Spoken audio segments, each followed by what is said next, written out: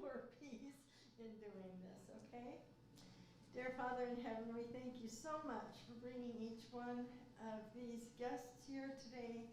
And I just ask that you will be with us as we present the bread making, that you will help us to be able to present it clearly, and that it will be helpful to each one of our guests here.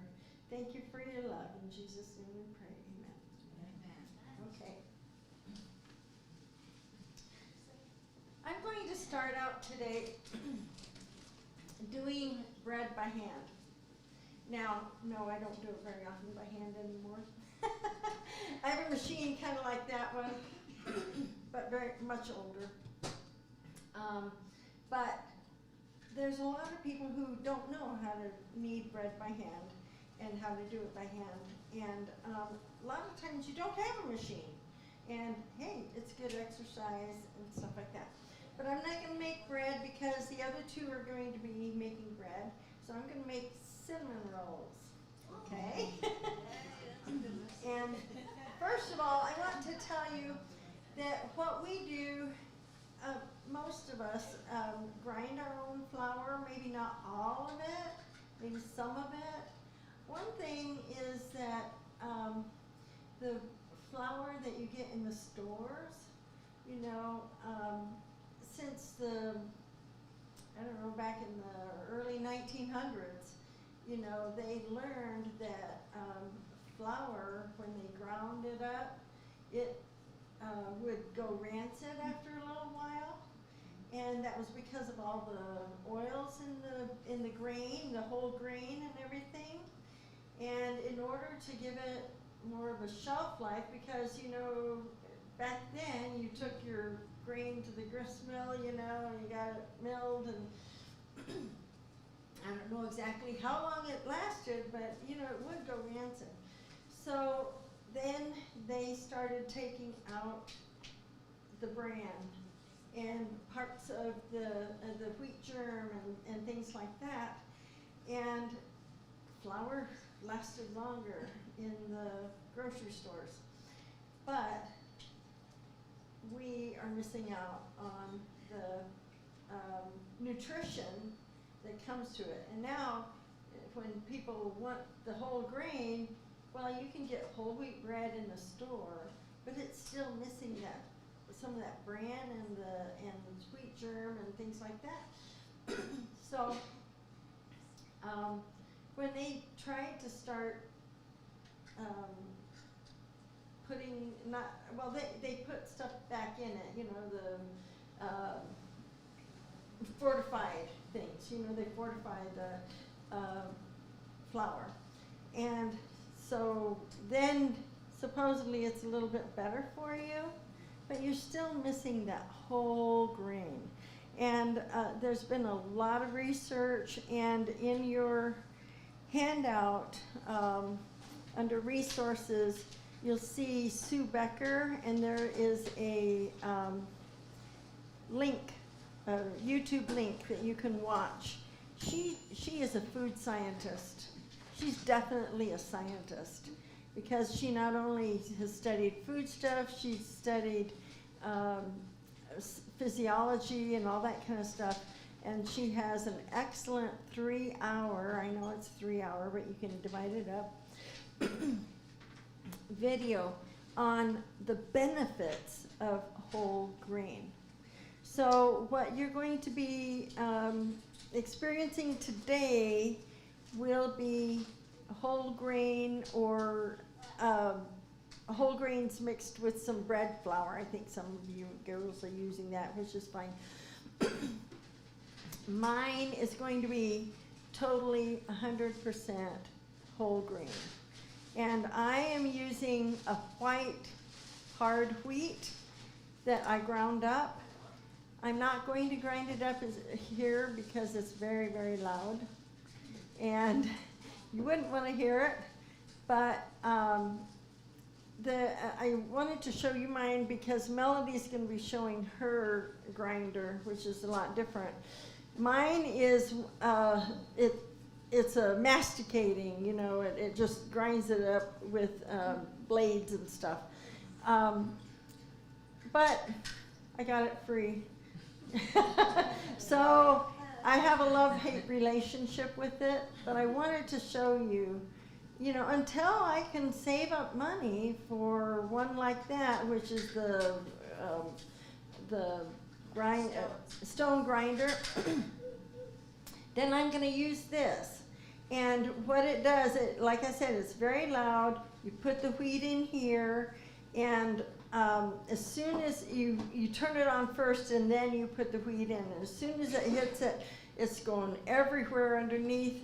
One thing that at the end, after I grind my wheat, I have to take this off, and there's flour all over everything. So I use, like I said, it's a love-hate relationship. So I have to, you know, dust it all off, clean it up, and sometimes if you don't have it well sealed here, then you go, whoo! Or if you forget to put this little filter in, you know, and I left this on there so you could see when I ground the flour. It catches the stuff here, and then I have to clean this off like that, and you know, so it's a love-hate relationship. But you know what? I can grind my own flour. You know. Is the bread good? What? Is the bread good? It is. It's just as good as anybody else's. So, and you'll see with the cinnamon rolls, we'll have samples. Okay. So I'm going to get started on this real quick. We're starting out with a basic roll recipe. I put the whole basic roll recipe in there. We're only going to go through number 3 with the basic rolls, and then we're going to jump to the cinnamon rolls. But I wanted you to have the entire recipe. This is from Sue Becker's Home Ground Flour book. It is a wealth of recipes, all whole grains. And I really, really like this. They own a company down in Atlanta, near Atlanta, that they sell all kinds of the grain mills and the mixers and stuff like that. Plus, they teach a lot of classes, and they also have distribute flour, or distribute whole grains to quite a few places in the U.S. Not real widespread, but they do. Okay, so for the basic rolls, I've already heated up the milk and put my butter in there and melted it. So that's ready to go. And then I'm going to put in a 1/4 cup of honey. And sometimes I will go ahead and with some of the recipes, I'll go ahead and just substitute organic cane sugar if I don't have the honey or whatever. So you can substitute that. Okay. The honey and the egg. Okay, that was a jumbo egg because I got, that was double yogurt. I got those at Shelton's. They were on sale, $2.50 for, no, $5, 2 dozen jumbo eggs for $5. Oh, wow. Thank you. Okay, and then I'll put in my salt. And my salt here, I use pink Himalayan salt. And then I'm going to mix that up pretty good. And then I'm going to, this goes together really pretty fast. Then I'm going to do 2 cups of, this is hard white wheat flour. And when I grind it up in my grinder there, it's kind of interesting because when you take the flour out of there, the wheat bran is kind of on one side or whatever, so I really try to mix it all up so I get the bran and the germ and everything mixed up nicely. Where do you get it before it's ground up? The hard wheat, where do you get that flour? Okay, hard wheat. You can get some of this stuff at Apple Valley if you want just little stuff, or a natural food store and stuff like that. I like to buy in bulk. And in your handout, there's 2 bulk places in the resources. One is Azure Standard, and the other is Country Life. I used to get all my stuff at Country Life, and then that's in Pullman, Michigan. And they will ship, or if you have an order of over $400, they will drop ship. But, I have my stuff here. Here's yeast. And by the way, this is instant yeast. I buy it in bulk at Gordon Food Service. And it's, in the vacuum pack, buy it there, and then I put it in the freezer, okay, because it stays better there. Yeast gets old and doesn't have as much oomph, if it's not. Some people put it in the refrigerator. My mother always put it in the freezer, and that's where I do it. So then I put 2 cups of flour in here. I'm going to put my yeast in here and mix it all up really good. So Country Life, I found that I started comparing their prices with Azure Standard for wheat and stuff like that when I first started about a year and a half ago, or almost 2 years ago. And I realized that because I wanted to get hard white wheat, hard red wheat, and soft white wheat, because soft white wheat is what you would use in biscuits and pies and stuff like that. There's different types of wheat for different things. Anyway, so I wanted to do that, so it was going to cost me, I think I saved almost $100 by ordering through Azure Standard. And by the way, how many of you have heard of Azure Standard? No? Okay, Azure, yeah. What? Oh, okay, yeah, there's some. This is white, hard wheat berries, and this is red. This has a little bit, I like the flavor, but this makes it lighter color. So. What is that, flour? These are wheat berries, and that's what we grind in the grinder. Yeah. That's your flour. Okay. Yeah. That looks like rice. And what I just did, I just put my 3rd cup of flour in here. What I should have done is put a half a cup at a time, but it'll work out. It'll be fine. Okay. What? You got busy talking. Yeah, I was talking too, but I know that it's going to take this whole 3rd cup. Anyway, Azure Standard, there's instructions in your resources there. They drop ship to 2,600 places all over the U.S. And I do my pickup down in South Bend. And so you order online once a month, and then they will, you send it, everybody goes there and you pick it up, you unload the truck together, and then you take your stuff home. And it's just so much easier. I like to get my stuff from them. And if you follow those directions, and when you first order, after you order $100, I get $25 bonus for referring.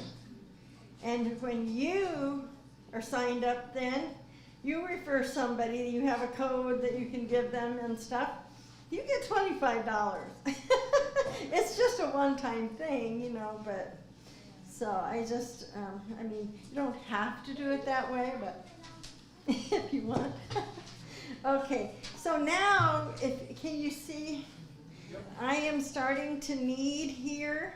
It's a little bit sticky still, and I'm wearing gloves. You don't have to wear gloves, but just to make things a little easier. When you order bulk, is that 25 pound? What do you mean by bulk? Well, it depends, and that's the nice thing about Azure. You can get it from a pound and sometimes 5 pounds or 25 pounds or 50 pounds, whatever, depending on the product, you know, and they have different, so see, this is a little bit sticky still. We're gonna need about 5 minutes, but as I will continue doing this. Oh, before I finish this, I wanna go into, we're gonna move on to some of the other demonstrations while I finish this, and it will be rising. But later on, after the others demonstrate, I will come back and I will roll it out and show you how to make the cinnamon rolls. But in the meantime, so that we're ready, I'm going to get my cinnamon and sugar ready. I have brown sugar. How many of you have made your own brown sugar? Good, good. It's so easy. I use the organic cane sugar from Costco, and then for like 2 cups of sugar, I add a teaspoon, maybe a teaspoon and a half of molasses, and then just mash it in. It takes a little while, you know. You mash it in and look. Oh, it smells good. So it's really easy. So there's my brown sugar. And how long does that last when you make it yourself? As long as the other lasts. Really? That's the batch you make. But I mean, if it's exposed to air, it still gets hard. Can you put an apple in there, or what? You could, whatever you need to do for the other. I don't have it get hard that much, but I don't, yeah. Okay, so then I am adding the cinnamon. If you look at your cinnamon rolls recipe, I'm putting together the cinnamon and sugar. I used a 1/2 cup dark evaporated cane sugar, 2 teaspoons ground cinnamon, and a pinch of nutmeg. I think I went over a pinch. I'm going to take some of that out. It's not good. Yeah, it won't be bad. Okay, so I'm going to mix this up.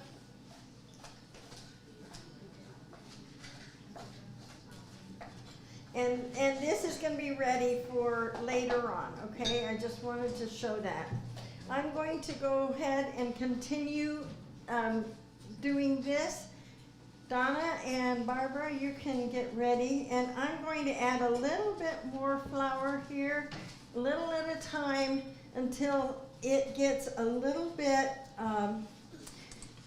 it'll get smoother. But it still doesn't totally smooth out until it rises, and then it looks really nice and slick. How much molasses did you say you put in? A tablespoon? No, a teaspoon.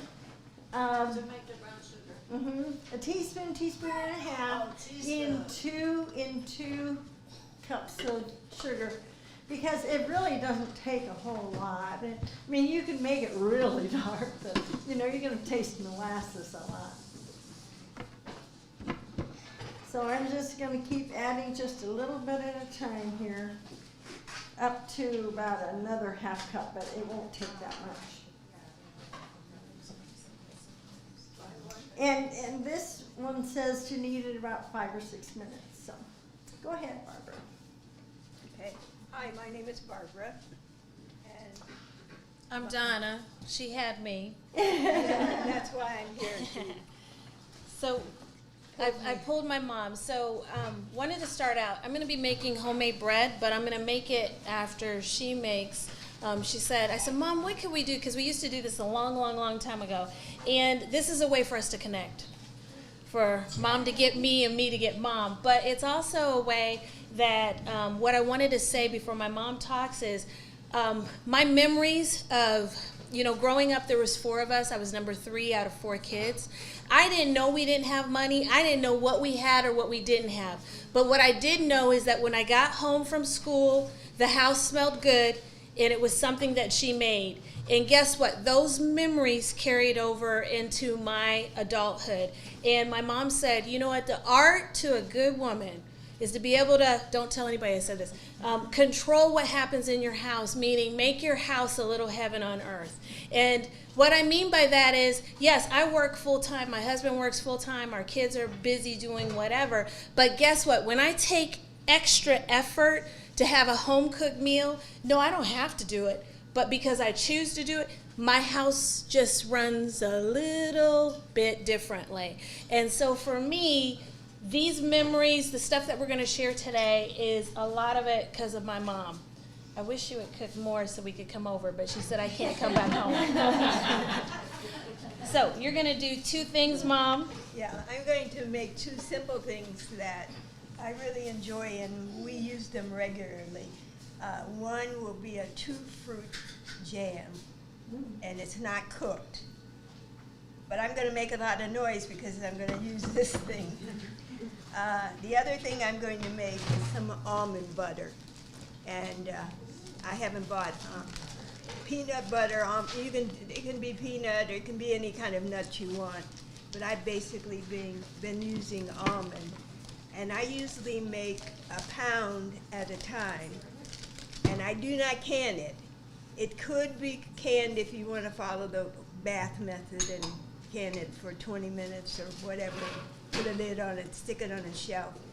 But the jam I can make while I'm fixing breakfast. So I generally only make 2 jars at a time. And then when we're getting low and out and I can wash the jar, then I do it again.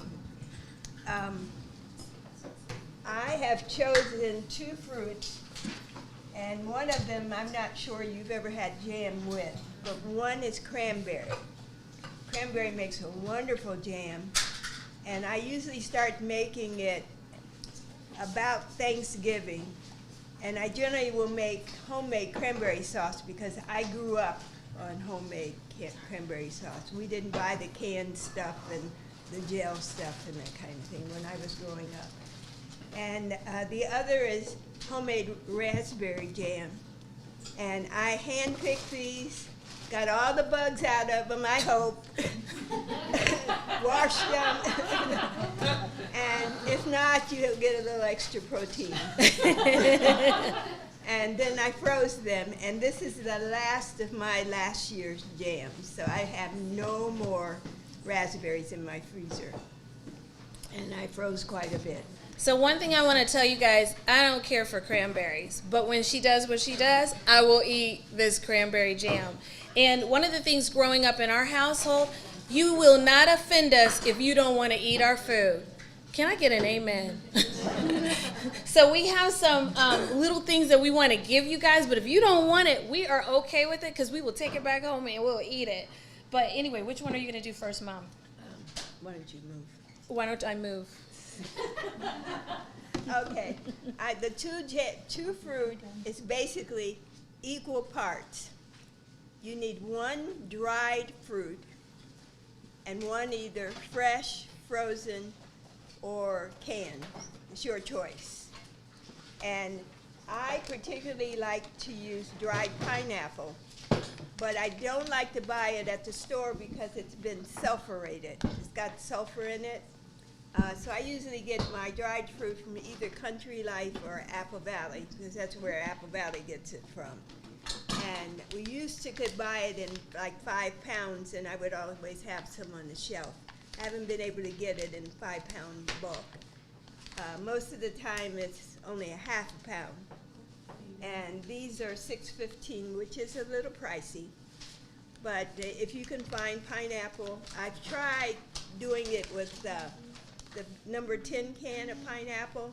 I tried to dry it so I could use it. And when I dried a number 10 can of pineapple, I only got probably a good cup and a half when it was dry. And obviously that wasn't a good deal. So basically what I'm going to do is put, for some reason, Apple Valley's cubes are cheaper than their wedges, and I'm not sure why. But one's $5.15 and the other's $5.19. $6.15. $6.15. That was today. So basically, I'm going to dump the pineapple in first. I don't need the other ones right now. And then we basically need the same amount of fruit as but I'll be honest with you, I generally don't measure. So I'm going to put the cranberry in here. Do you add any sugar or anything, I- any sweetener to the cranberries? All I've done is put some, I cooked the cranberries for about 10 minutes in orange juice. Oh, in orange juice, okay. And I really like fresh orange juice, but I didn't have any, so I used bottled. Okay. Where's the top at? Oh, here it is. This will work in a good blender. Do you need a top hat for that? It's right here. And you need, if you have one like this, make sure you cover it either with your hand or with a paper towel or something, because you end up with stuff all over the place.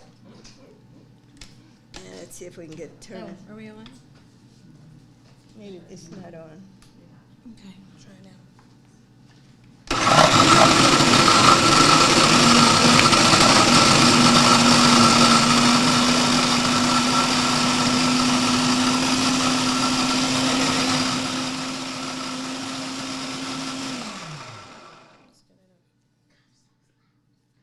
And it's noisy, but you're, depending on whether you want chunky jam or smooth jam, is how long you'll run it. I generally prefer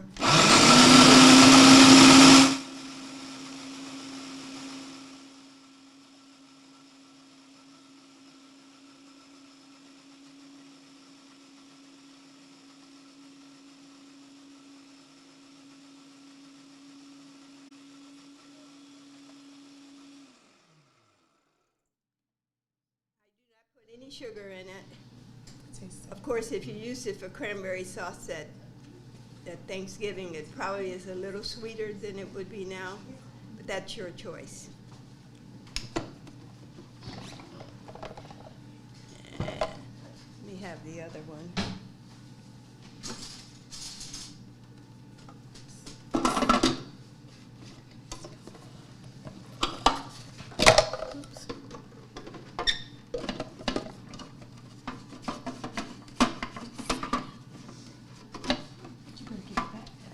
I'm going to switch tops. I'm not sure why I have two of these and not two of these. Can't answer that question. But at any rate, you have what happened to the pineapple? Oh.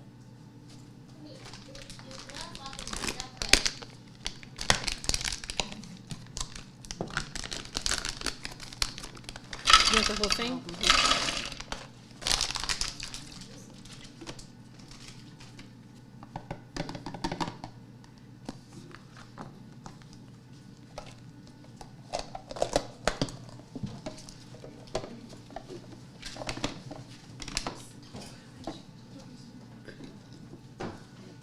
I generally use mason jar. This is pretty smooth. You want to clean that off and fill that, and then I need one of these, that washed off.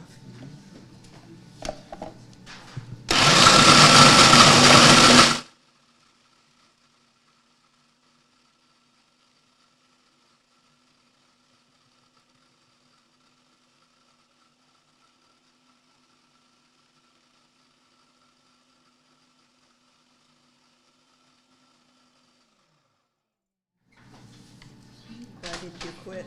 I'm not sure why it quit.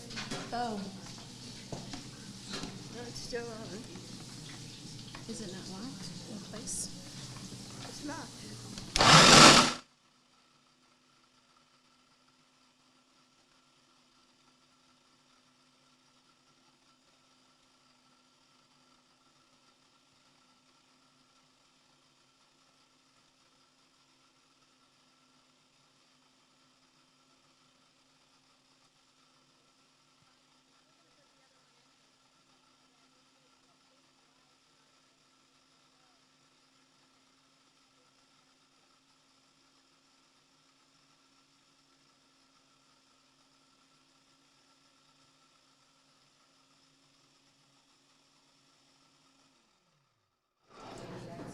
Basically, that's all. Would you wash the other one like this? Yeah.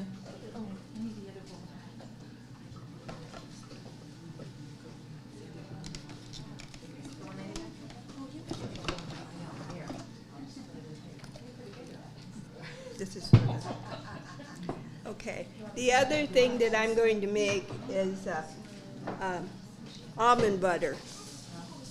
You need to remember to toast your almonds first, or whatever nuts you have.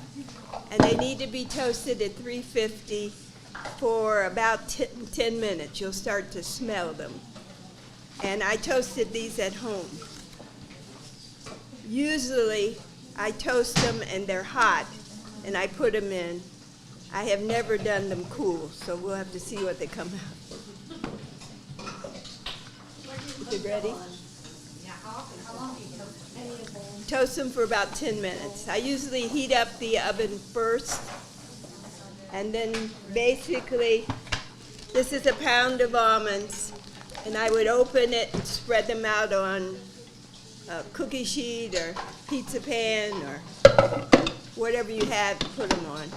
You can also take I have several old or not very good looking cookie sheets, and I just spread them out with a parchment paper so that they look better. And toast them for 10 minutes.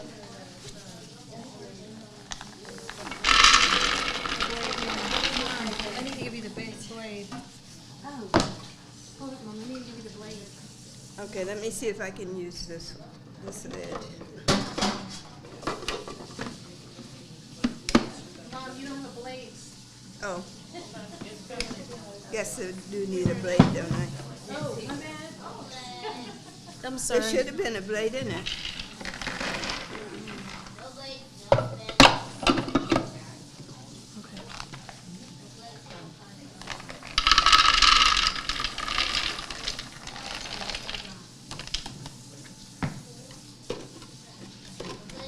There's this one. For the nut butters, you can add salt to it, which I do not add, to taste. Putting it on backwards.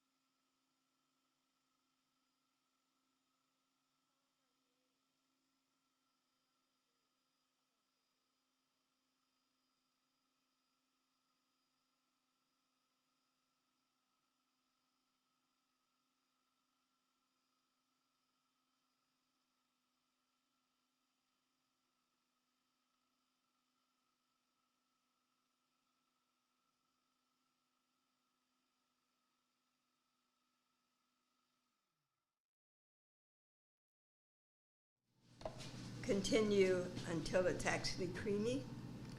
I don't know if there's a place I could go. Yeah, we can take it into a minute.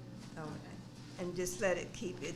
Takes probably close to 20 minutes or so, depending on how chunky you want it. I generally aim for smooth. Okay.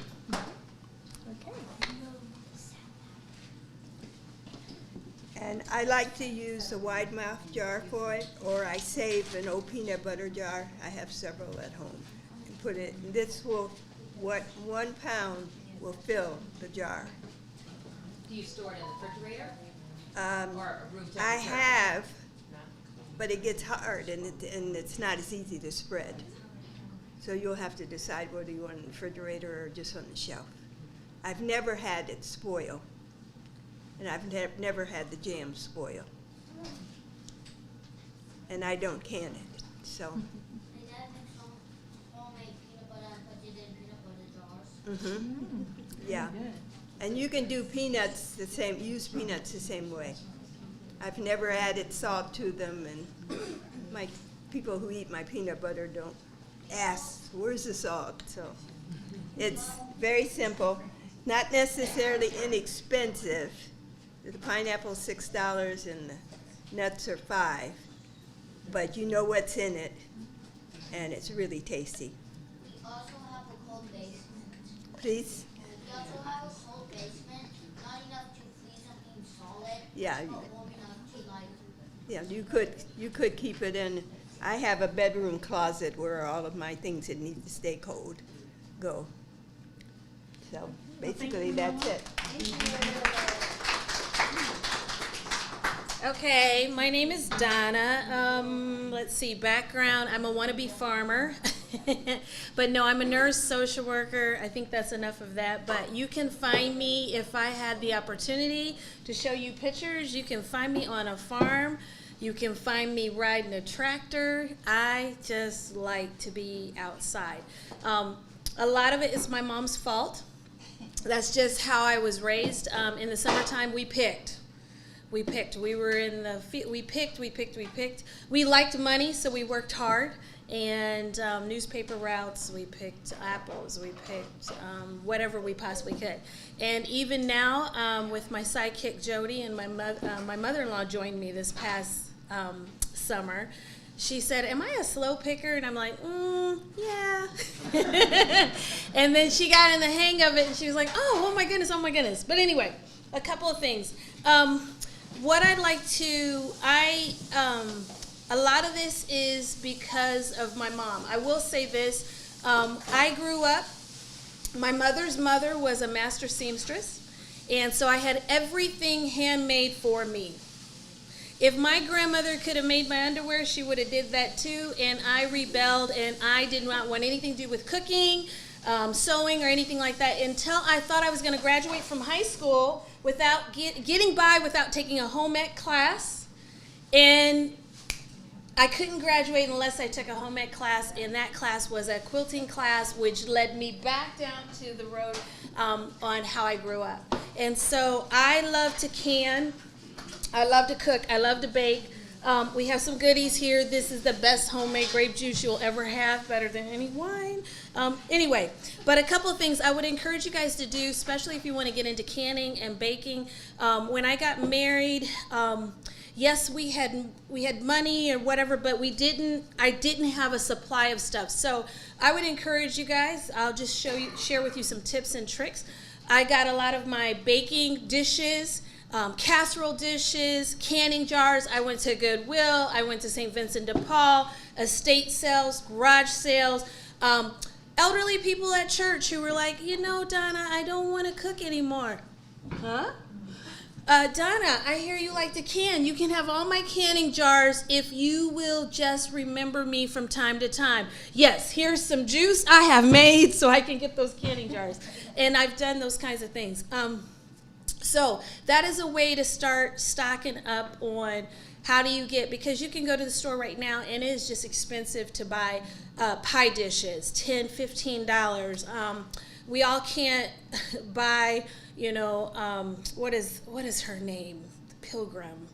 Woman and yeah, and all the ones that are out there. But a lot of times you can find Paula Deen's or other things at Goodwill for $1 or whatever. So I stocked up, and from time to time I'll go into those stores or secondhand stores, and if I find jars and things like that, I'll purchase those. One of the things I wanted to tell you guys is during COVID, especially as a nurse, you know what was left on the shelves during COVID? We're talking March, April, May, June, July. I was part of the first wave of 800 nurses that responded to COVID, and we flew out. But you know what was left on the shelves? Yeast and flour and beans and rice. All of those things were left on the shelf. You know what was gone? What is it? Totino's Pizza and Pop-Tarts and Chef Boyardee and all this other stuff. But what was left in plentiful was the back to basics. I just wanted to share before I get started. My part won't be that long. But baking is a dying art. Making things from scratch is so invaluable. We hear a lot on the news about food insecurity. There's not enough or whatever. How about when we had all these storms that came through and our electricity went out? Guess what? I have food in my house. I have canned juice in my house. I'm not so dependent on, oh my goodness, if my electricity goes out, I have no food. It will wipe me out. It's also a great way to get your family and your kids involved. Last minute, I got so excited about this, and I have to say, I don't know where Diana is at. Her husband, Paul, and I used to work in Niles at the hospital in CT, and we got to know each other because I was an ER nurse, and come to find out, I get my honey from them.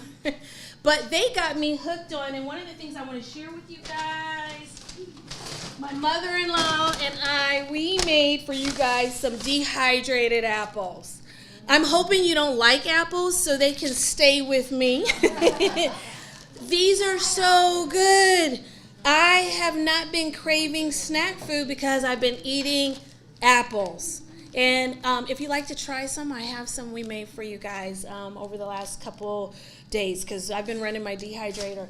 But simple things like that. I have stopped giving Christmas gifts, but I give a case of juice, homemade juice or something that I've made. And you know what? It means so much. It really, really does. Also, it's a way to pass on your favorite recipes. You know, my mama or my grandma used to have a recipe. This morning, I wanted to share with you, my husband and I will have been married 24 years, and I was going through all the recipes, and I found this book that a mentor of mine gave me. It is her favorite recipe. She now is dead. She's passed away. Oh my goodness, Cynthia passed away probably 10, 15 years ago. But this was her wedding gift to me. And at the very end it says, "This project has been great fun. It is presented with my prayers that your family will benefit with health and many excellent memories." And these are her recipes. She said, "Donna, you can't get married and not know how to take care, and feed your family." And she passed on her favorite recipes that taste really, really good. And, as we do this, I hope that some of these recipes, you'll want to tweak them or experiment with them, but you will pass those down to your family so that we can start hearing, my great-grandma had a recipe that we love in our family. Does that make sense? Okay. I'm going to call Jody up here. She is, oh my goodness, she is my sister from another mother. Come over here. Can the camera get this? Can the camera see this? So Jody is hardcore. Whoops. Jody is the real deal. I'm just pretend. But we're going to make, so my recipe is going to be a whole wheat recipe for bread. So what happened was I decided I would bake bread last night and stay up most of the night.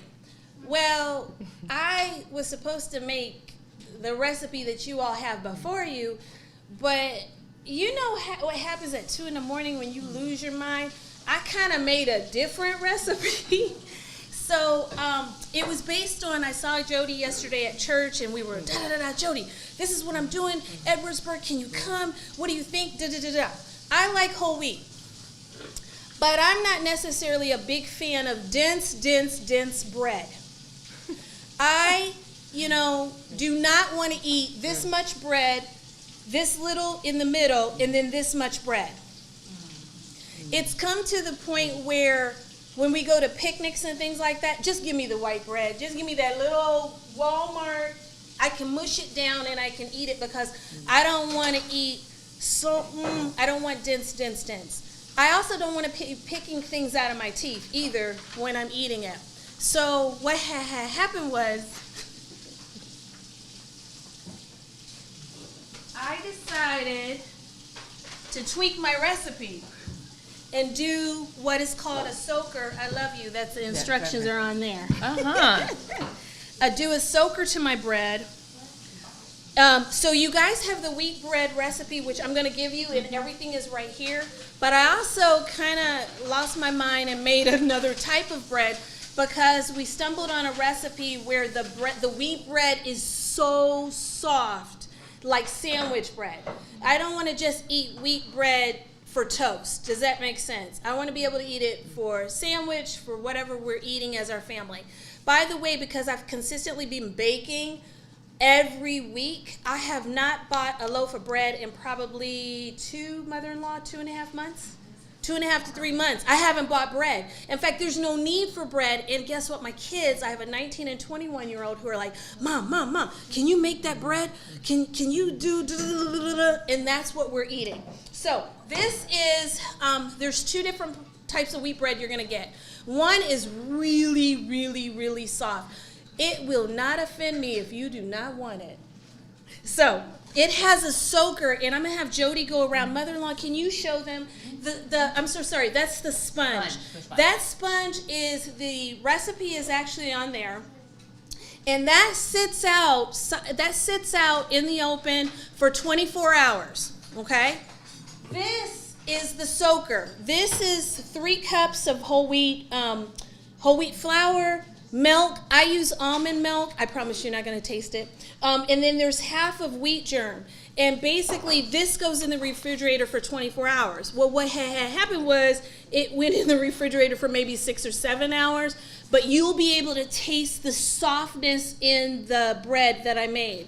What this does, when it comes to tomorrow when I make a loaf of bread, I'm so sorry, here you go, mother-in-law. When it comes tomorrow when I make a loaf of bread, this bread is going to be so soft. And the texture of it, by what it does is it rehydrates your bread. It allows that gluten, it allows that wheat protein, it kind of takes the bitter taste off of it, and it allows all the liquid to just let it kind of, I don't want to say ferment, but just let it absorb and soak. So your bread comes out a lot more softer. Does that make sense? Okay. Leave it overnight, that's what you're saying? You can leave it overnight, yes. Yes. In the refrigerator, there's 2. The sponge, you leave it on the counter for up to 24 hours.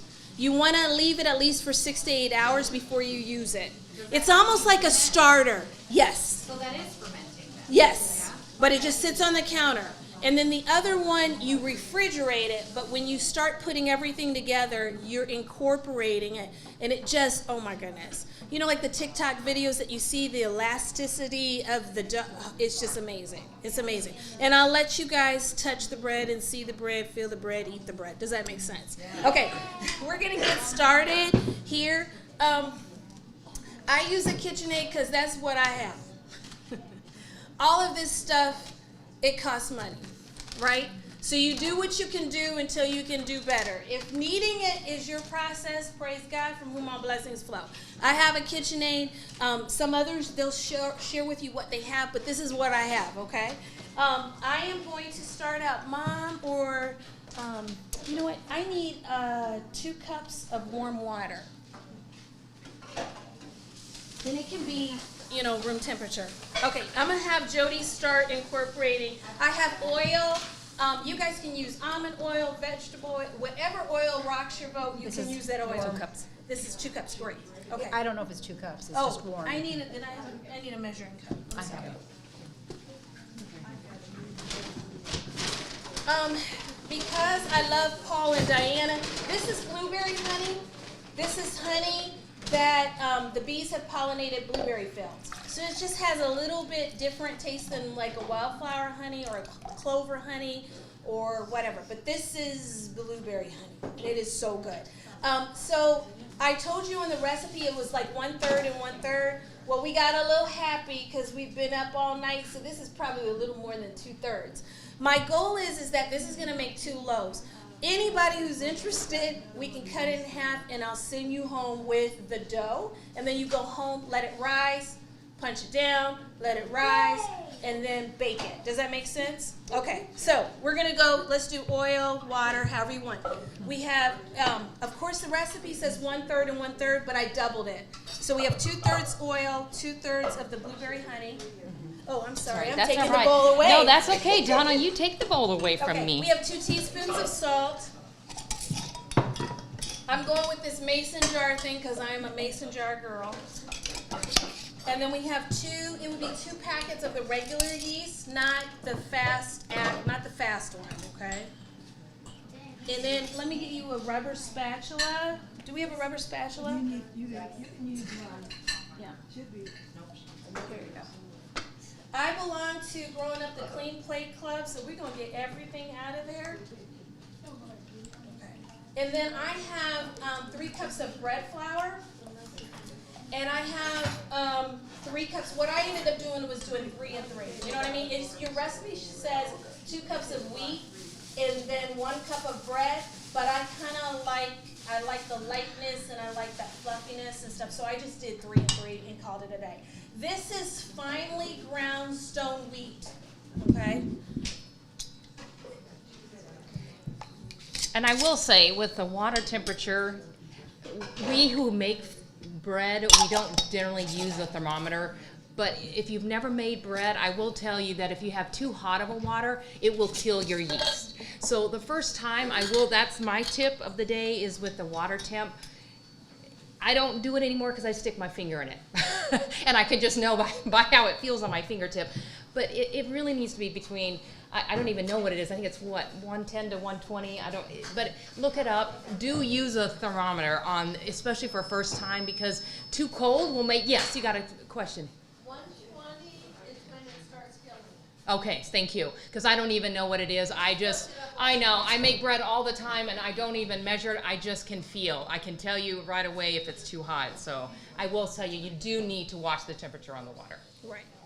And I mean, if you want to, I think it was Martha who was saying, like, your yeast can get old really, really quick. You want to test your yeast, you can put it in a little bit of water, your yeast, and a little bit of sugar, and if it bubbles up, okay? If it doesn't do anything, your yeast is not good. Does that make sense? Okay. I'm going to have Jody. Yes, I'm a KitchenAid. She is not a KitchenAid person, but that's okay. I still love you, Jody. We're going to start dumping. This is my bread hook. And she's mixed up everything. She's going to start dumping all of that. That's the bread flour. Okay. Whoops, sorry.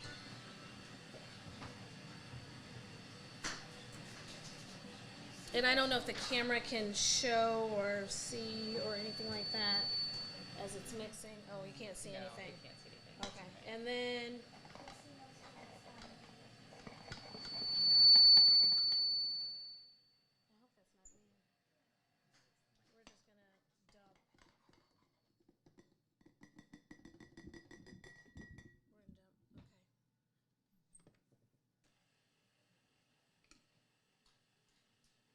and I have it on the first setting, so it's not, I want it to gently kind of stir and mix everything up.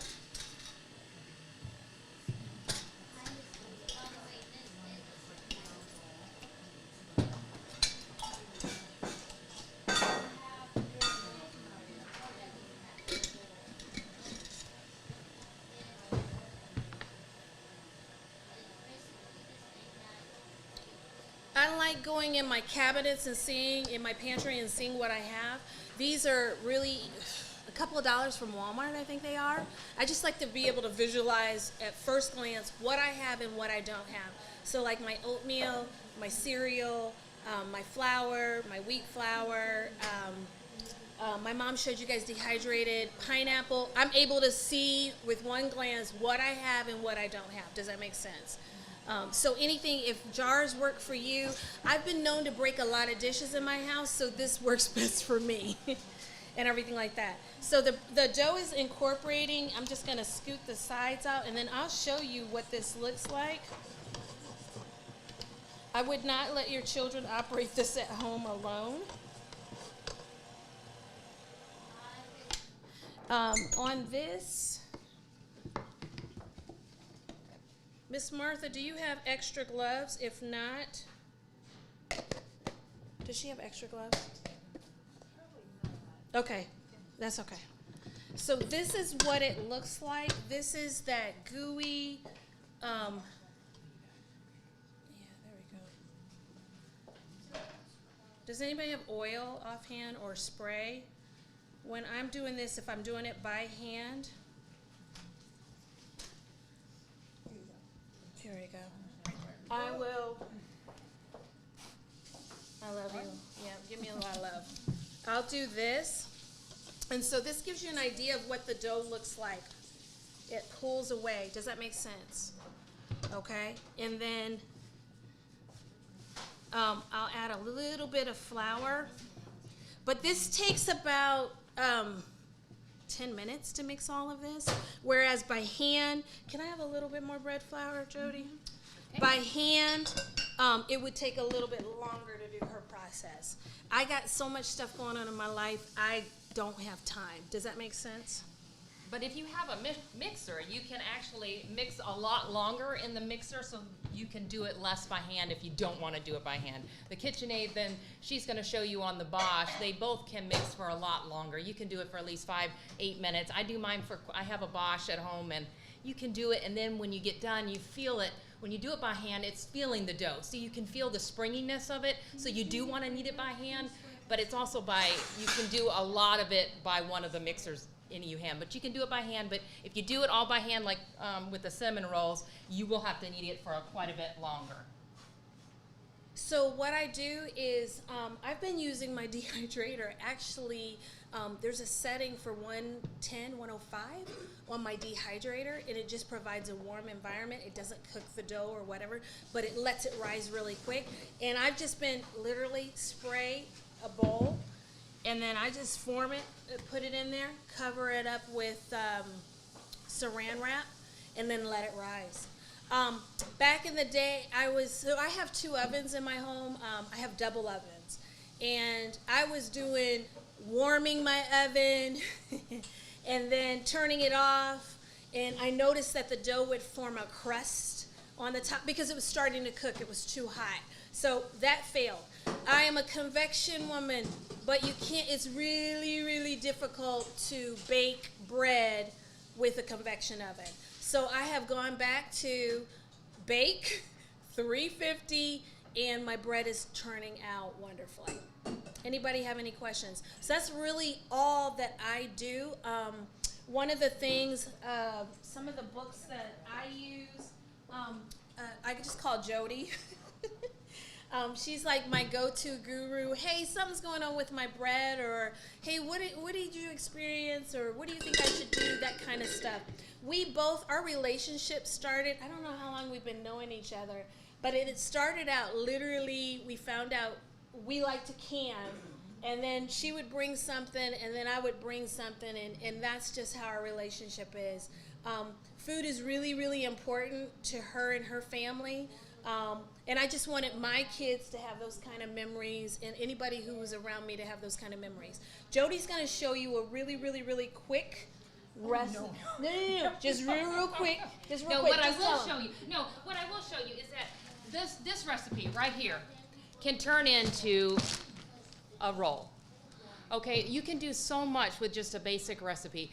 This I made in 2 hours before I came here, and it's just made out of water, yeast, salt, and honey, and flour.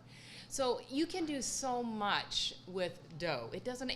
We're doing these cinnamon rolls. It's not as, once you do it, it really isn't that hard. This was the very first recipe I ever made when I probably 35, 40 years ago. My mom made it for a restaurant, and these are called bodega buns. So we use it in our house for sandwiches, and then my kids like to toast them. It's great toasted. So it's not as daunting. Once you start, it's really very simple. So this is that, rolled into little balls. That's all it is. It's simple. Yes. Melody's gonna show us Yes. how to do those little balls too. Oh, good. Oh, good. Yes. So there. Yes. There. You had a question. This is actually, I made it 2 different ones this morning. This is 100% white. I do have whole wheat, which is in here, which is a little darker, that you can see is, these are my whole wheat bodega buns. Okay, so the difference in the color is just, and this is only really 3 cups so it's only a third, maybe not even. And the difference is if you can feel them, I'll leave 2 out. The white is a little bit squishier, but not much. This is just a little more heartier, the whole wheat is. But I still get the same product. You know what I mean? My kids will tell you, of course, what do they want? The white. Of course, right? And that's how my mom was taught she baked for a restaurant, and we got this recipe from the chef. And so it's been all these years, and here I am, 53, and I'm still making these cotton picking bodega buns. But my kids like them just plain toasted. If I give them out, I give these out as, like she does. I'm giving gifts out all the time.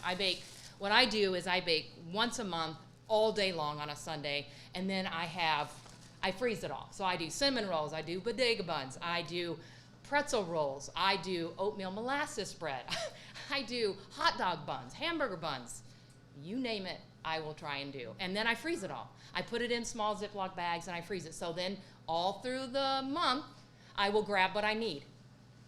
And then I'm done. So it takes a lot of work for that one Sunday, and I'm working like 12 hours all day long, but then you're done, and then you don't have to worry about it. Because when I make the whole wheat bread, I'm making 4 loaves at once, and then I have it in the freezer, so then I pull it out. So like Donna, I don't hardly ever buy bread, because my specialty is cinnamon raisin bread. That's my specialty, and my kids, that's all they want. They don't want store-bought bread. So once you start, And they will tell you, her kids will tell you, like we went over there for Super Bowl Sunday, football Sunday or whatever. And I was like, oh my goodness, these hamburger buns are so good. My mom made that. Oh, this hot dog is so good. These buns are so good. My mom made that. I'm like, man, she's just making us look bad. We got to step up our game. I'm not there yet in my life, but it really makes a difference. You know, you hear your kids bragging about, I mean, my sons, they don't want to help me pick in the fields or anything like that, but my oldest had the nerve to try to impress this girl he was interested in with my juice. Hold on a minute. I'm the one who did it. How are you going to use your mama's skills to try to impress? He was like, yeah, we went picking in the field. Picking? Where were you? You know, so it's fun. Does that make sense? Anybody have any other questions? Yes. Jody, get back up here. Between the bread flour and the wheat flour. There you go, Jody. Well, I'll let you do. okay. Yeah. Well, because the and I do not mill my bread, okay? But I will tell you that I have used a lot of different types of bread, and I'm going to tell you the best out there for making bread is King's Arthur. So if you don't grind from the scratch, and I do not grind from scratch, okay? I'm just going to tell you straight up. I wish I did, but I do not. And I'm going to tell you straight up that when I make just my regular wheat bread, as I call it, my sandwich bread, I dump a lot of stuff in there, and I don't measure it. But I will tell you that bread is a science. So there are some recipes that I measure with my scale, because I'm very accurate with the liquid. Because the tendency with breads is to put too much flour in there. So the bread flour is your basic white, okay, and that has a higher gluten structure. Or protein. Protein, I should say. Yes. The wheat flour is like is the difference between my colors here. So the wheat flour is what I used in here. I didn't use any wheat flour in here. I used 100% bread flour, okay? You can use regular flour in your regular breads, but I'm going to tell you, you're going to get a little different consistency. So Yes. if you don't have it on hand, I've switched it with the bread and the white, even when I make my overnight waffles, because I make waffles every Sunday morning. Like clockwork, but if I run out, and not usually, but if I do, you can interchange them, but it's about, it doesn't give the lift. Go It's ahead, about tell me, that Martha. protein and gluten Yes, you stand structure. here. And correct me if I'm wrong. When it comes to bread flour, this is at like a 14, 16 Yeah, what as is far more as gluten in it. protein, More gluten, stretchy, whereas your more regular texture. flour is at a 10 or 11. So I would use my flour if I'm going to make a pie crust. Because I would not want my pie crust to be more crust than the rest of my pie. Does that make sense? So what you're trying to do is get, how much rise do you want? Wait, so you would use the wheat because you want it to be more compact? That's what You you're use saying? a mix, well, I'm not I mix too. I mix, okay, so generally, like if I were to do just a regular straight up wheat bread, okay, I do 100% white bread. Not very often, but I will treat my kids to that. But generally speaking, I probably do 6 to 8 cups of the wheat, and then the rest is, so it's not quite half whole wheat, because the whole wheat does have better nutrients. And because it is stripped, I buy bulk wheat bran, bulk wheat germ, and I do bulk flax seed. So I will tend to dump into my regular sandwich wheat bread, as I call it. I will dump other additives. Now, I won't dump the wheat bran and the wheat germ for my specialty breads, like my pretzel rolls, or, because those are a little bit to the science. And I like the grams, and I tend to go to the grams, because that's a little even more accurate than the ounces. But there's a lot of give, because I also, for my regular bread, and my son Andrew, he's my last one home, he's a senior, and my bread machine, my Bosch, has been acting up, and I've had it for so many years, and so I've been struggling to make bread without getting frustrated with it, and I had to buy store-bought bread, and I gave it to him for his lunch, and he had a field day, because he's so used to my wheat bread. But I do all kinds of, quote, wheat bread, because I like to do an oatmeal molasses one. I like to do different variety. I get bored, and I like to dump cornmeal in my wheat bread, because I like the crumb. I like when you cut it. I like the crunch on it. So I don't necessarily go with a recipe when I do the wheat bread. I like to just add stuff, and you can use oil. Sometimes I don't even add that much oil, because you don't really need it. And the sweetener. My favorite, of course, is the honey, but I like that mixture of the molasses, and I sometimes will do both. Yeah. Or I do agave, Yeah. or, The other thing is, and Melody, are you gonna be using applesauce? I will. Oh, yes, Oh, yeah, yes, yeah, yes, yes, applesauce. thank you. Applesauce instead of Yeah. oil. Too. Yes. But we're gonna get to Yes, hers yeah. in just a minute. Yes. But one other thing about bread flour. If you don't have bread flour, you can make your own. Use your regular flour, your unbleached flour, and put vital wheat gluten in it. Oh, yes, that, absolutely. Use the vital yes, wheat yes. gluten and, But you have to buy that at a specialty store to yeah, do it. yeah, but Yeah. have some of that Have on it on hand. hand, yeah. Have it on hand in the season. Yeah, yep, Which is basically the pure protein from Yeah. the wheat. yes, so, yeah. What's nice about it, Huh? are you done? Yeah, I'm done. Go. We gotta get Do I you need to one. have a mic on?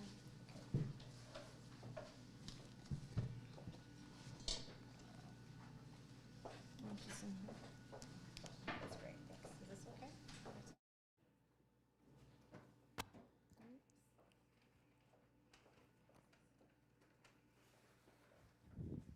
Thanks, okay. I'm Melody, and as you can tell, we all love cooking, bread, and things like that. So you can, a lot of people don't realize it, but when you're in the store and you're looking at white flours, there is bread flour by itself, and that just has more gluten in it, like what we were talking about. And you can make your own. I forget exactly what the ratio was, but you can Google it. How much gluten do you put into white flour to make bread flour? It used to be something like a half a cup for, I don't know, what was it, a cup? I can't quite remember. Anyway, but you can get it, just gluten, and I don't know if you're familiar with Apple Valley and Berrien Springs, but they do have it there. And it comes in a little container. I think it's a tablespoon per cup. Oh, that could be it. That sounds right. Okay. Anyway, and the real reason why we like it, if you're not intolerant with gluten, is it gives a lot more like a stretchy holding together. If you've ever had any whole wheat bread that sometimes doesn't have as much in it, it can fall apart. It's kind of like more crumbly. But if you have some more gluten in it, it will hold together better and they'll stretch better. And I've noticed too that sometimes it's more forgiving if you over-rise it and then stick it in the oven. Sometimes the things will fall if you over-rise it. But if you have a little extra gluten in it, it'll let it rise a little bit more and be okay. So anyway, so I'm going to show you a couple machines that I love. The Bosch. How many have heard of the Bosch? It's a mixer. Yeah. And I didn't have one for years, and I would need 10 minutes. And this takes me 5, and I don't have to do it, and I can do other things while I'm waiting. And then this is I love this. I totally get it what Martha was saying about a love-hate relationship with her previous mill, because I had one. So, and mine you couldn't even see through the base. It was just metal. So, and if your filter goes out, you can get flour dust all over your kitchen. So, and then cleaning that up was the reason that I wasn't making bread was because, it was such a time consuming to clean it up. When I found this, it was a game changer for me. Can you see why? Can you guess why? What kind of cleanup do you think that is? Not much. I love it.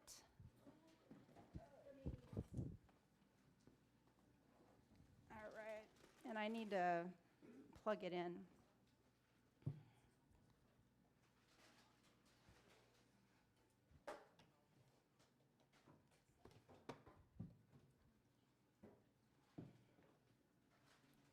Let's see if it will fit there. I can bring it around a little bit more. Let me get that one too. Thanks, Martha. Okay, I'm going to demonstrate this really quick. It is a little noisy, so I'm not going to put very much in. So this is stones in there that are grinding. And so I'm going to turn it on. You always want to turn it on before you put it in because otherwise it can get jammed. The other thing about mills like this is you don't want to put anything that's high in oil in, like you wouldn't do flax seed.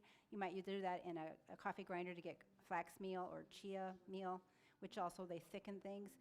But dry things are okay. You can even do corn, dry corn. Like I get my own corn because I like, non-GMO, and I will make my own cornmeal. And so, and you can do even rice flour. If somebody is gluten intolerant, you can do your own rice. So, and I, of course, do it this way most. So, and I think you can do soybeans, but that is kind of a big bean, so. All right, here we go, noise.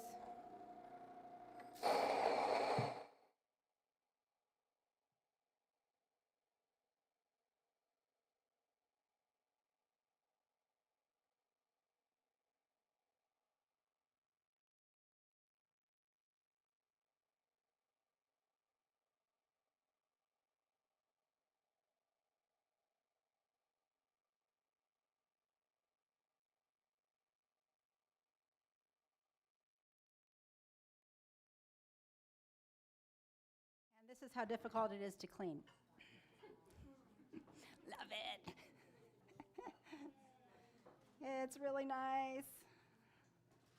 So, and this is a mock mill. And you can there's 2 kinds. This one's a 2, so it goes a little faster. But, you save a little money and you don't have to go that fast if you're doing something else. So it's not a big deal. Okay. So let's see if you can see in there okay. So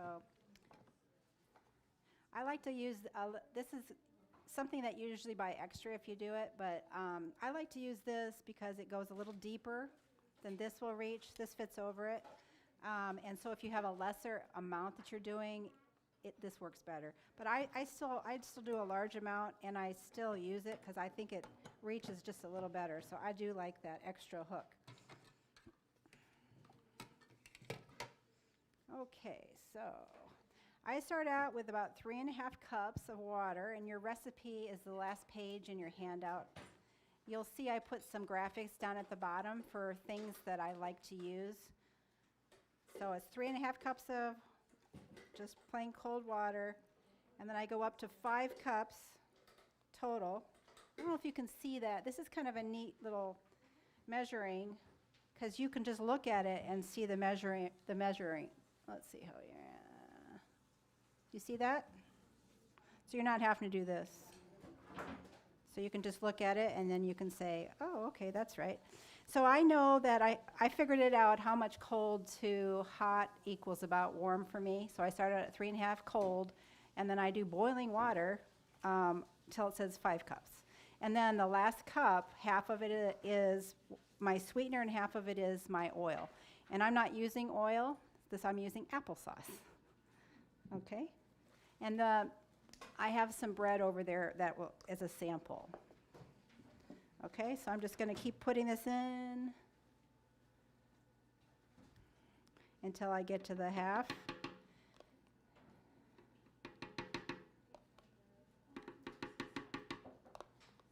If I go a little bit over, it's not the end of the world. It's different when you're hand mixing it, but if you're using this tells you when you've hit enough flour, because the dough will lift off the bottom. You'll see it lift. So in that case, you don't have to worry as much about the flour, but I can see it if you're doing it by hand. It could be tricky. Okay, so now I'm putting just brown sugar until it gets up to 6.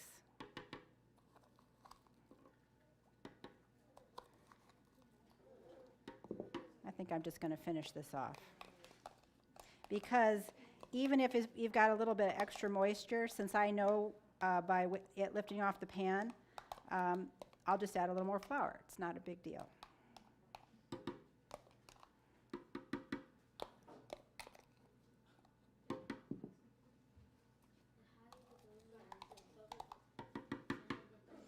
All right, then we're mixing this in so it all mixes together.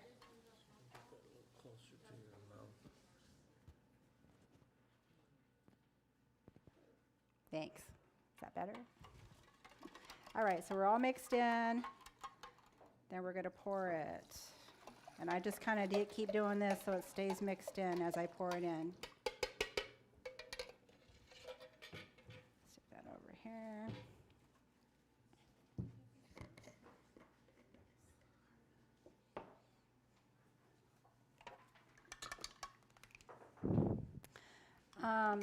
I don't know, does anybody have any really cool measuring spoons?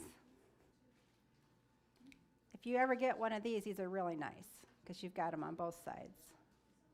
Every now and then you'll find these. So when I find them, I get more because it's hard to find them.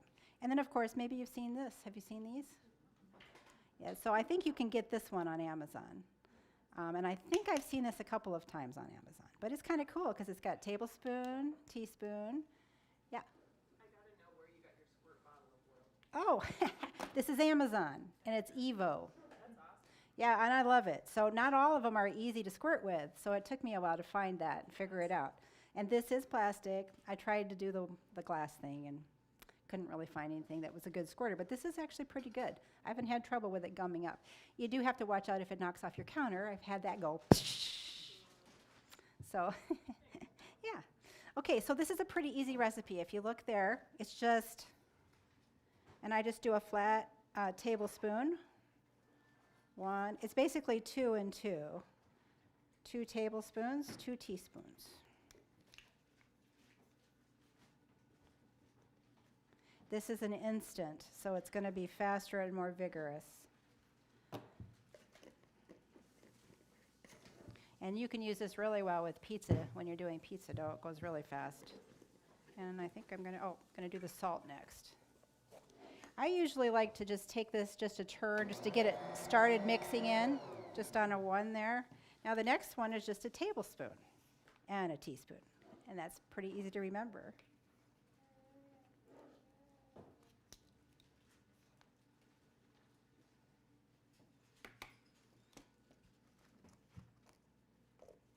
And now I like to put a little gluten in, so it's about half a cup. I'm making this heaping since I brought a third a cup instead of a cup. half a cup, but that'll be okay.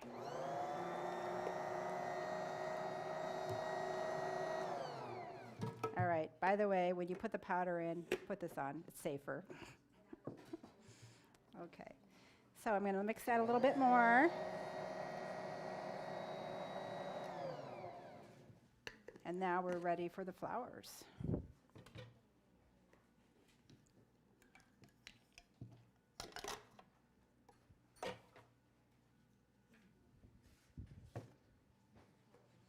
I start out with white, and I do 4 to 5 cups, which is a little less than half. It's probably about 30%. And that's still going to give it a little lightness, but I still get to give mostly whole grain, whole wheat in there, 70%. So that's nice. I like to get that in there, and it actually gives the bread a really nice flavor too. I should say that with the whole wheat flour that I've got that I ground this morning, I mix it about, usually it's half and half red hard wheat and white hard wheat. And did you see the color difference? The lighter, bigger ones were the white hard wheat. I like the red chief too, that darker kind, a slightly darker kind, because it gives a little bit more, it's a better flavor to it. And I think it's the white that has a little bit more gluten in it. So it's a nice combination to do. So, okay, so I'm going to stick it on one as I put it in. So I'm just going to do 1, 2. I'm making it fairly flat. 3. It doesn't have to be exact because you're going to go by when this starts to lift off.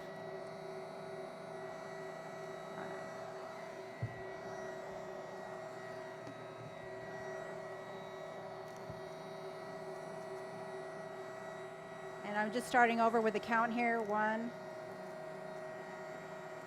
2, thank you. 3, 4.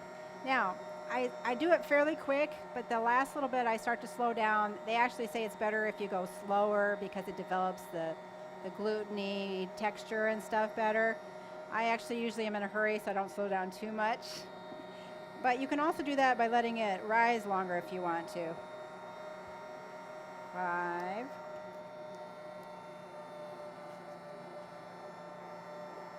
6. Usually it's around 7.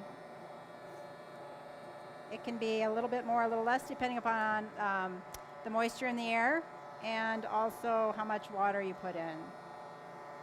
You see how it's slowing down a little bit? You can see it's starting to pick up a little bit.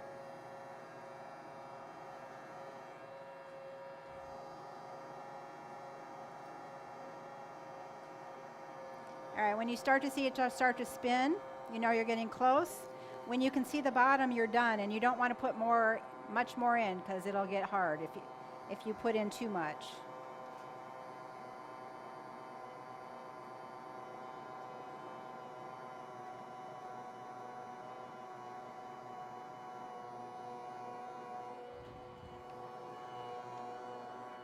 I don't know if you can see that. It's kind of rocking on me.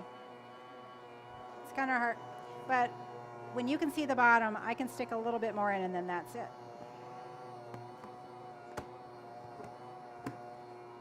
You'll see if you were looking down here, you'll see it's lifting off the sides. It's starting to form a ball soon. It's cleared off the edges, and when I'm looking straight down, I can see the bottom easily.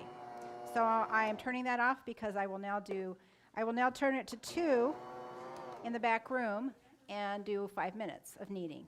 And that's all it needs. Or you can do it by hand for 10 minutes. And that's okay too. Nice workout. So I'll take that out of here and finish that up. And then Martha, did you have something you wanted to talk about?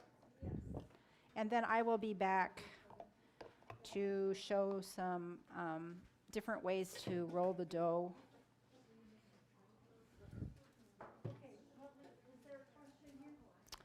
Want me to transfer? Okay, coming in.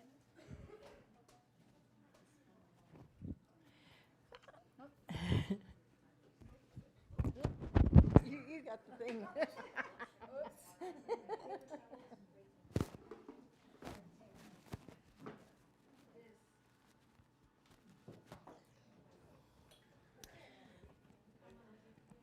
Okay, so really quick, we are going to be, I want to bring your attention to some general bread making tips. And it's on the same page as Barbara's 2-fruit jam. And I start heating my oven up. I have a gas stove, and the vent comes right up by the burners. So when I have put my bread into the loaves and stuff like that, I turn on the oven and then just let it sit there, not too close, otherwise you can bake it. But a little ways away, and try to heat it up that way, of course with a towel over the top of the bread so it doesn't get crusty.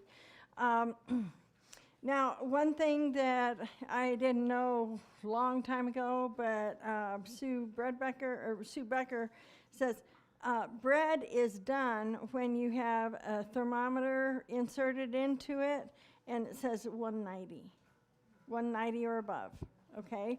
And then it's done. Like, you put the bread in and you forgot to put the timer on, right? So that's one way you can tell. All bread? What? That's all bread? Yeah, it should be pretty much. Some of it's 205. If it's more like my cinnamon bread has to be 205. Okay, yeah. So, because it's got an egg base, and it's more like a brioche. Okay, So, yeah, yes, yeah. So those are a little bit. But different. 190 or above for most of them, but some of them would be like 205. Okay. After removing your loaf from the oven, allow it to sit in the pan for 5 to 10 minutes, so that it kind of sweats a little bit, and then it's not going to, stick, and it'll come out easier. One thing I'm going to show you when Melody comes back to form the loaves, I bake in this often. Okay, my mother is right back there. She's 92 years old. And growing up, we made 9 loaves of bread every week in these because, you take you just use the bottom rack and they all stand up in there really nicely. You can make a whole lot. And everybody, when Apple Valley started baking bread and everything, they came up with the round loaves. We're going like, what? What's so great about that? We've had round loaves all the time. Everybody thought it was great stuff. And okay, yes, I have in here vital wheat gluten flour may be added to your bread and to your flour to help bread hold together better with less crumbs. Yeast, I said, keep it in the freezer or refrigerator. You could, but I do it in the freezer. Mixing yeast with warm water and about 1/3 cup, 1/3 of the flour for your recipe you can cover it and let it set for 20 minutes. That's what this recipe, let's see. Right underneath here starts the simple bread recipe. We did not demonstrate that today. We do have samples over there that you can have afterwards.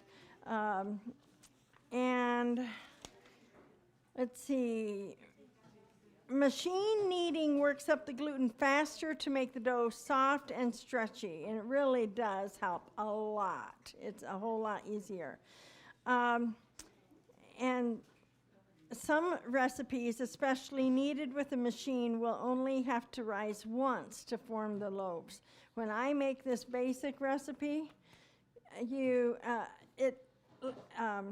put like 1/3 of the flour in with it, and with your water and your yeast, mix it up a little bit, let it set 20 minutes, and then you start in with the rest of the ingredients, and you put your bread flour, your flour in, and then you let it knead for 9 minutes. After that, I'm putting it in the pans. I can do bread in just over an hour and a half. So, okay. So Diana, can you get me the dough there, please? Hopefully it's not too warm. Okay, the cinnamon rolls are done. You see that's we've got a really nice rise there, and I'm going to do this while Melody is, and thank you, AV guys. We've kept you on your toes. You've done a great job. Okay.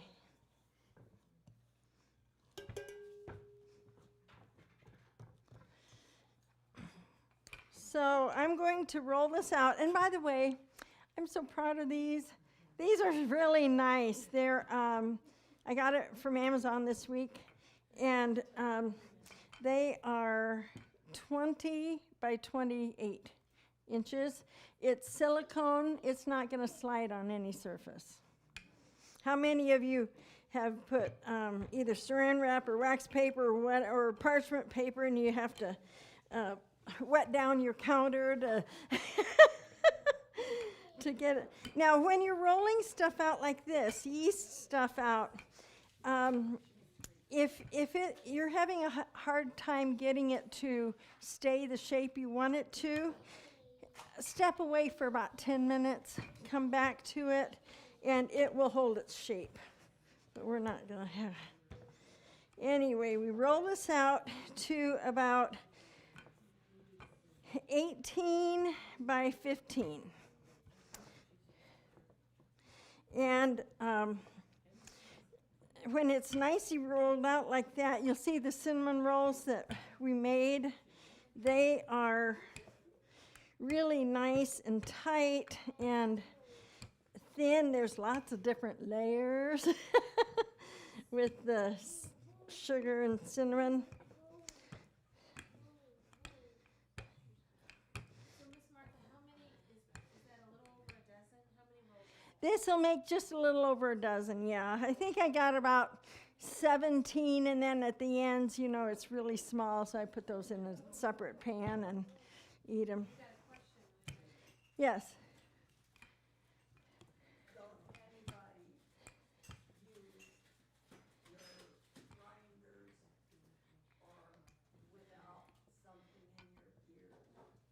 Yeah. Yeah, it's better to, I have a little earplugs that I use when I use my grinder at home to save them, save your ears. Okay, we're getting there. And it's hard kind of to get it exactly a rectangle. Seems like the corners just like to kind of. Okay, and now I need the butter, please, the melted butter.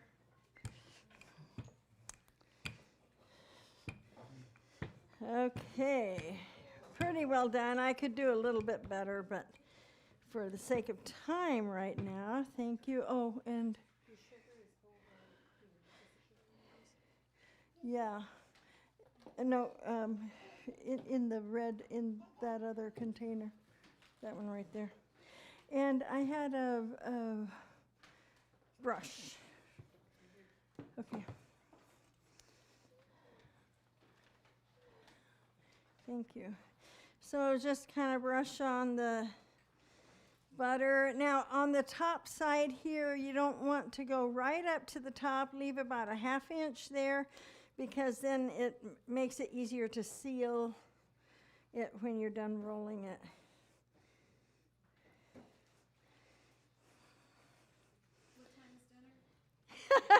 Well, it's going to be almost a dinner over there with all the different types of bread you have to taste. Oh, dear. Okay, so we're going to then spread out the cinnamon sugar. This didn't get totally mixed up, but I'll do that real quickly. This has the cinnamon, the nutmeg, the brown sugar, and just kind of layer it over. Now, I do have to say what it calls for in the recipe, I'm a little more generous, so I have to make a little bit more. I like good cinnamon and sugar in there, you know.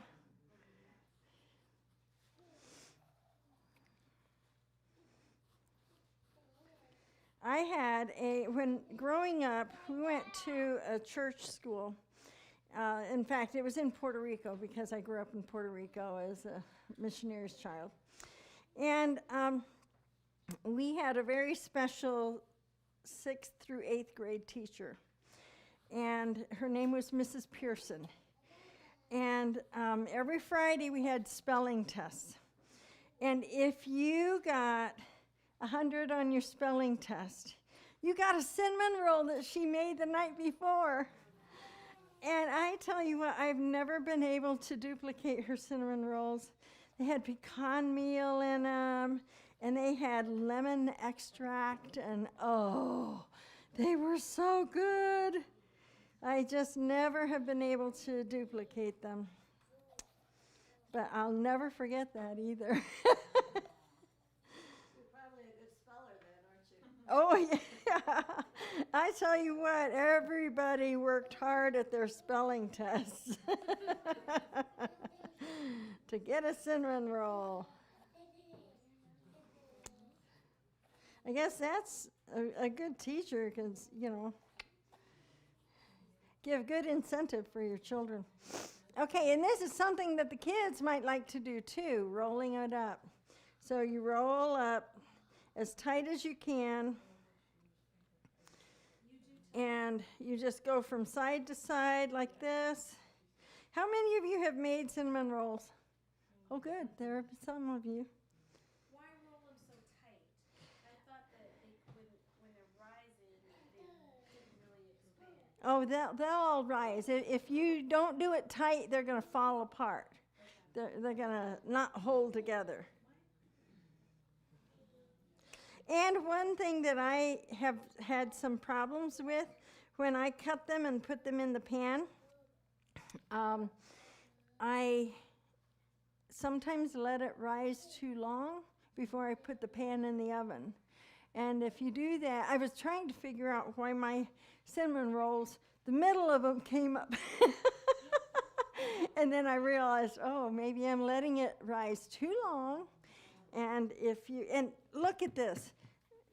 It's so easy to do this. On my counter, I would have had to dust with flour, and it still would have, you know, I love this. So just don't let it rise quite as long. And I should have put just a tiny bit of flour, but this is working just fine. Okay, and then you just pull this over, pinch it to seal it. And then I need a knife, I think, from under there. I should have brought a knife. That's fine. That's fine.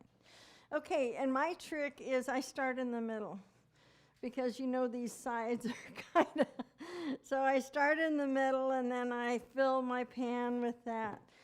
I should have opened these ahead of time. Thank you.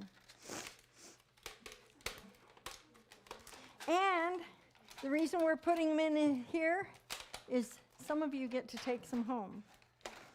We do door prices. Oh, by the way, there is a exit survey or whatever in your thing. Fill that out. Put your name on it only because that's part of our drawing. Yeah, thank you. I hate those sprayers. They just don't do well. I don't know. I don't know. I haven't done those. Okay, all right, well, we'll do two. I think you can get. Okay, and so see, some people will, because you can, and look, that's what you don't really want, is kind of pulling away. But some people will use floss to put underneath, and you kind of tie it and, you know, not tie it, but cross it and cut it with that. But this is, Donna, this is why you want to roll them tight, because you don't really want that gaping.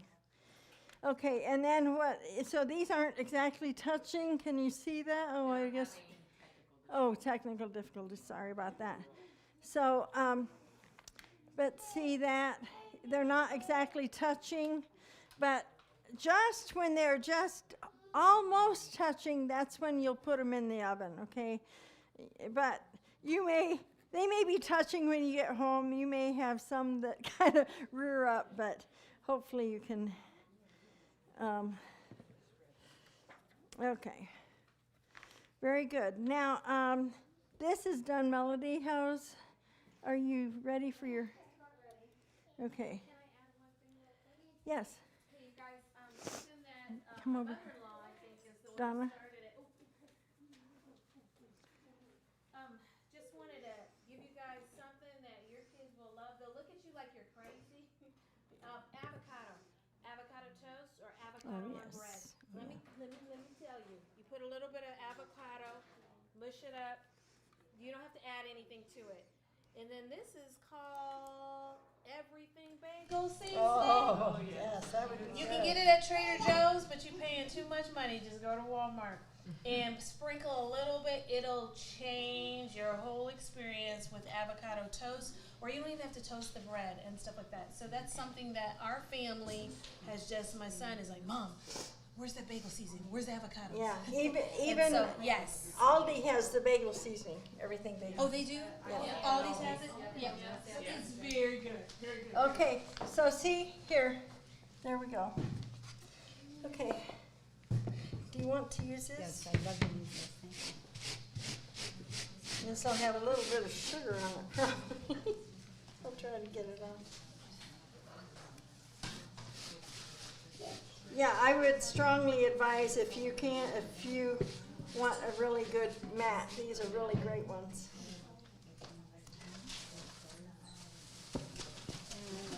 While we're waiting, does anybody want any more apples?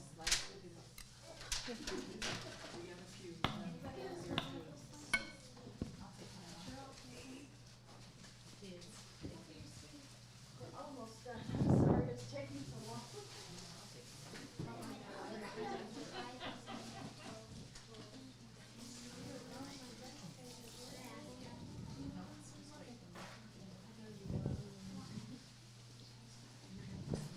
So did I get this on? Yes. Great.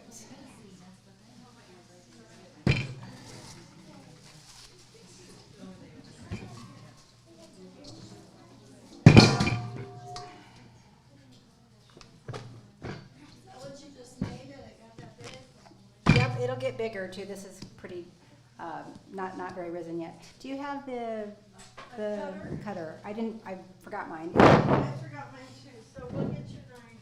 There was somebody that had one of those presses. It's okay, I'll use that. Oh, okay. There's a white spatula that I really like to use. It's like a hand one that you just push down. Okay, what was the other thing I wanted to do? I also wanted to show you this. So a digital scale can be useful. It helps you get everything fairly uniform because, as you know, dough rises, so it's kind of hard to sometimes judge how much dough you need for a pan of bread or even like dinner rolls or whatever. So the only way to really know is a digital scale. And I always zero mine out with the bowl that I'm going to use. Now you don't have to use a bowl on it, but it keeps it cleaner if you do. So whatever, I usually use a whiter one, but I forgot to bring that with me. So I just make sure it says 0. And I'm going to do, for my bread, it's 24 ounces. Not sure how well it's going to do on this, but.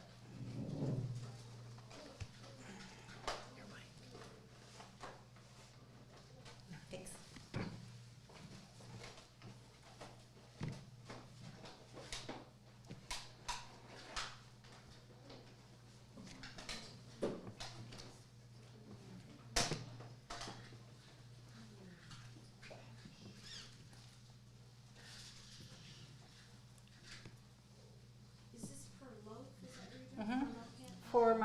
pen if I can find where it went.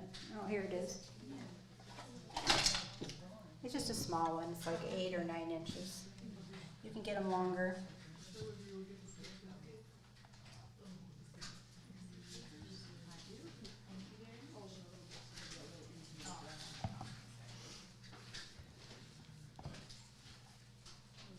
Remember to put your names on your survey if you want to be in the drawing.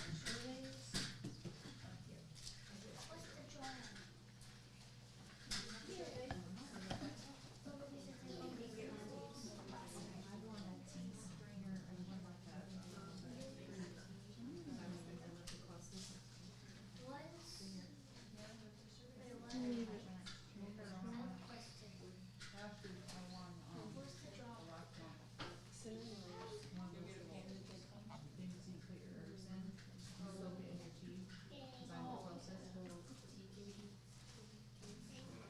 I forgot that I had put it on a different setting earlier today. So it was taking it to pounds. I'm like, that doesn't look right.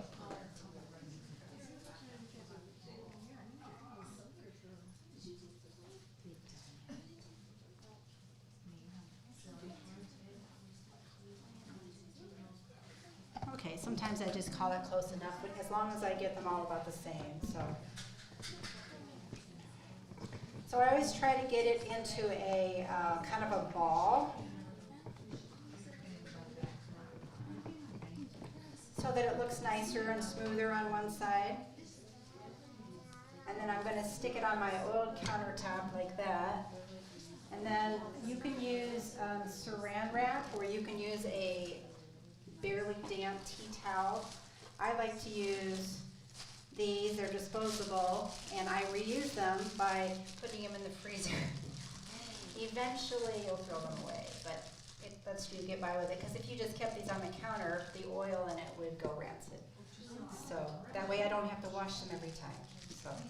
So anyway, that keeps it moist while I'm waiting and doing the next thing. So, you know, like, let's just say I want to do dinner roll, and Jody would be probably even better at the dinner rolls, because I don't make them as much as you do. But I don't know, how many ounces do you like, 2 or 3? I do, it's 2.5 ounces. Okay. Yeah, but it's, yeah. So, or that's good enough, that's Okay. 2.7, so. Yeah. But generally, when you're oh, sorry.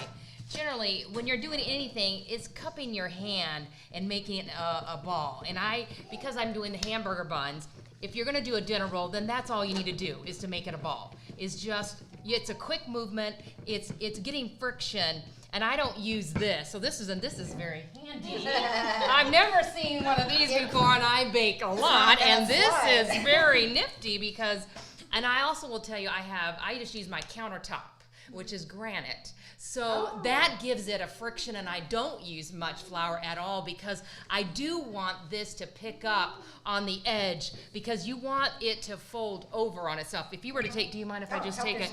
If you just take this, when you're doing it, you can even do a small one. It's just using your hands and doing it real quick with your hands, and it comes out to a ball because you're pulling one side over the other. So this silicone will do the same trick. I don't use flour, I just use my granite countertop because it's pulling the friction. So if you need it flat, you can do your little paw, or I just do it real quick with a rolling pin. Just makes it just as easier. So that's all you do. It's really simple. So it's you like not. to flatten it like that? I do Okay, for I my like bodega that. buns because it's a hamburger. Is that the diameter you use? Yes, that is. And then I just let it rise, and Perfect. So this is for a roll? it's what I just brought, those little bodega buns. For a dinner roll, then you just keep it in a ball, and then it will rise. Okay? I made hamburger buns recently and put them on the pan, and then I took another pan on top and then Oh, yeah. swished them Oh, all there you down. go. That's a good, That's that's a good fast. I love it. So you always get ideas from Yeah, each I other. know. Yeah, so it's, for me, I worked in a bakery when I was in high school, look but at I didn't know about this part. Oh. But it's like you're rolling it on the side. You see how my hand is rolling that in? Not that good. Well, we got to go on, you know. But yeah, that's cool, because I haven't made these a lot. I use the dinner rolls, not the. But I was experimenting today with the flattening part. So yeah, that's nice. How long do you proof them? Well, the recipe is really quick, so it takes me all of like 15 minutes to get the dough into a dough form like this. And then I let it rise twice because it has quite a bit of yeast in it. So when I push it down, and then when it goes into the rolls, it's probably 30 minutes on a cookie sheet that I dust with cornmeal so it doesn't stick. Because my recipe doesn't have any oil in it at all. It's just straight up honey, water, yeast, and salt, and the flour, okay? So it has no, I don't need to use any oil. It's still very, because of the yeast, this one's my only one that has an enormous amount of yeast. So it's like 8 cups of flour to 3 tablespoons of yeast. And for us that cook, that's a lot of yeast for that much flour. But it's meant to be a little more, the holes in it are a little more airier, because when you cut it across, the restaurant, the guy that gave my mom the recipe, it was for hamburgers. He served it for his hamburgers in his restaurant. And so we will still use it that way, but I've sort of adapted it just a wee bit. And I've been making it since I've been 15 years old. Nice. So We need your recipe. Yeah. So now we just do it. Okay, so the way I do this for this is after it's been sitting under here, by the time I'm done with 5, this has risen a little bit. And so then I'm going to take it over like this, and I'm going to just flatten it to get the gas out of it. And there's a couple of ways you can do it. I mean, you can just do it like this and go around. This is the way I used to do it for a long time. You know, you just keep going, and then you just tuck the edges, and you can just roll it like that. Picked up a little sugar there. Then I tuck the edges a little bit, again, like that, and pre-grease, oil that. Okay, and then I have cookie sheets in the oven at 300 that I have pulled out and put on my stove on a towel, and then I'll put this in it because it's going to be hot. And I'll do that. These will be preheated too. I'll pull them out of the oven just before I do this, and it'll help. And then I cover with a towel, and then they rise within about 20 minutes.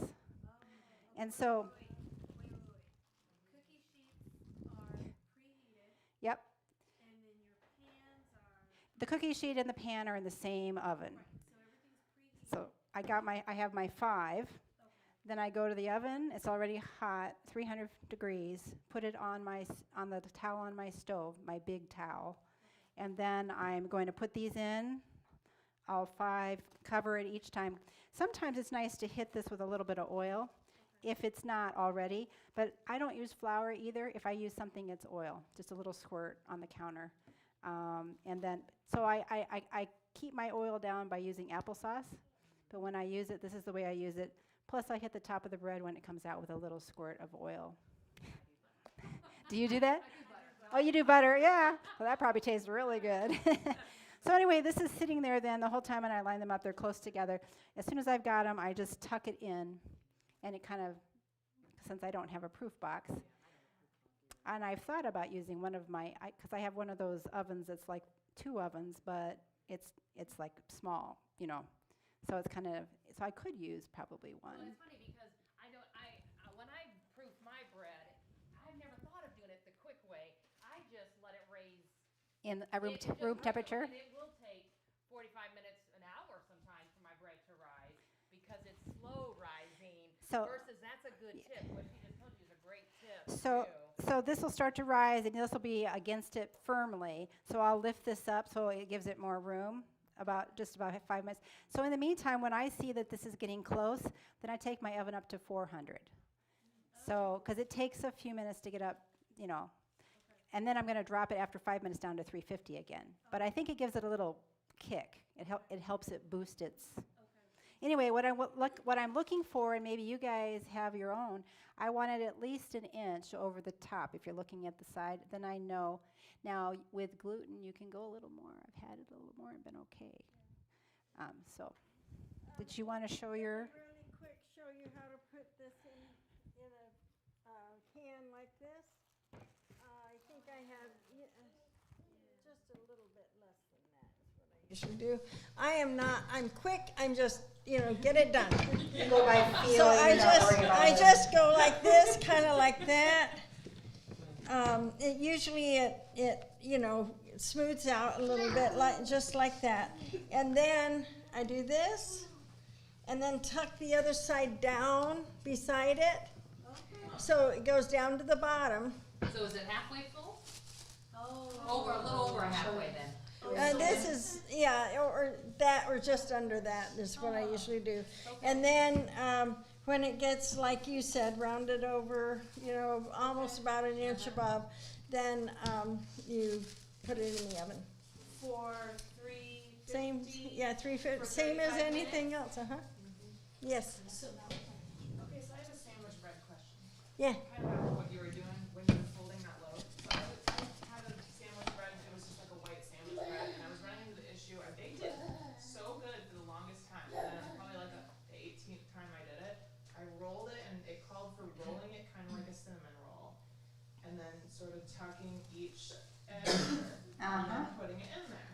Yep, I forgot to tell you that other way. Yeah, And- so what happened? And I thought it was good, but then when I cut into the bread, you could see where it separated, kind of like a cinnamon roll. And that'd be great if it was like cinnamon roll bread, but Yes. I was trying to make a sandwich that was like falling apart.